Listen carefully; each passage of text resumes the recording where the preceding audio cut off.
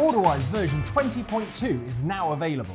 Today we're going to take a look at the top 4 new features included in the February release of OrderWise. If you want to skip ahead to a specific piece of development, the timings are shown at the bottom of the screen. Don't forget to subscribe to our YouTube page or follow us on LinkedIn, Facebook and Twitter to be the first to hear about new releases and new features from OrderWise. First off, we have a number of new enhancements to last month's new feature, Advanced Credit Control. We'll go through these quite quickly, but if you'd like more information, be sure to read the release notes on our website.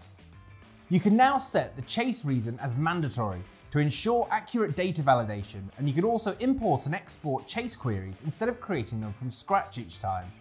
The chase history screen now shows a transaction splits grid with the details of how the selected invoice was made up. You can mark an invoice as disputed or resolved from within the chase screen, and you can now also output any customer statement from this screen too. All of these enhancements make it much easier for users to find the right information without leaving the chase screen. If you missed last month's explanation of our new Advanced Credit Control feature, we'll add the link to our description and at the end of this video. We now have a sales order works in progress screen. This is going to be really useful for any users that manufacture to order and regularly receive sales orders containing several manufactured items. The sales order works in progress screen shows works orders grouped by sales order. The lower grid shows the works orders from the order, and a button above the grids allows you to build all items on the order. The To Purchase report has 3 new enhancements this month.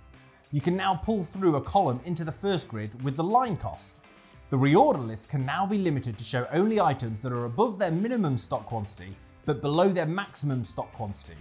So you can see if there are any items that maybe don't come up on the To Purchase report, but you want to add to this order to prevent you having to order again in a few days. This option is also available on the reorder section of the To Transfer report and the purchase order entry. In the supplier detail grid at the bottom, you can now pull through any supplier comments to the grid. When you're in the sales order entry form, it's now possible to bring through the free stock quantity and have that cell change colour to a colour of your choice if the free stock quantity is less than the quantity required. Once you've spotted this colourful new cell, you can set your customers' expectations accordingly or make a quick call to the purchasing team to sort this out.